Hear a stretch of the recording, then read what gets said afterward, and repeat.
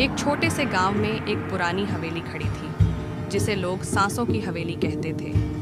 ये हवेली लंबे समय से वीरान पड़ी थी, लेकिन अजीब बात यह थी कि जो भी वहां जाने की कोशिश करता उसे एक हल्की सी आवाज़ सुनाई देती थी, सांसों की आवाज़। लोग कहते थे कि यह हवेली जादुई थी और इसमें किसी का पुराना रहस्य छुपा था।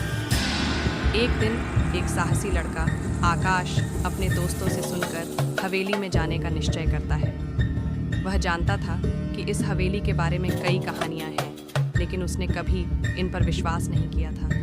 आकाश ने हवेली के दरवाजे को खटखटाया और जैसे ही वह भीतर दाखिल हुआ, उसे एक ठंडी हवाओं का झोंका महसूस हुआ। हवेली का अंधेरा दिखता था, लेकिन उसकी आंखों के सामने एक हल्का प्रकाश दिखाई दे रहा था, जो धीरे धीरे बढ़ रहा था। जैसे ही वह कमरे में पहुंचा, एक पुरानी तस्वीर दीवार पर टंगी हुई थी, जिसमें एक औरत और एक बच्चा खड़े थे।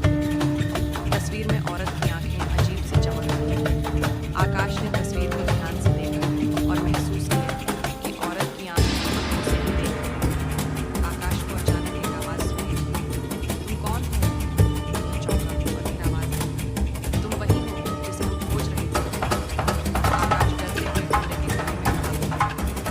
एक पुरानी महिला की छाया सामने आई और उसने कहा, "यह हवेली मेरे बेटे की है। उसने एक दिन लेकिन उसका आत्मा यहाँ बसा है। हम उसे तलाश रहे हैं और अब तुम्हें ही उसकी आत्मा को शांति देनी होगी।" आकाश को समझ में आया कि यह हवेली बस एक साधारण हवेली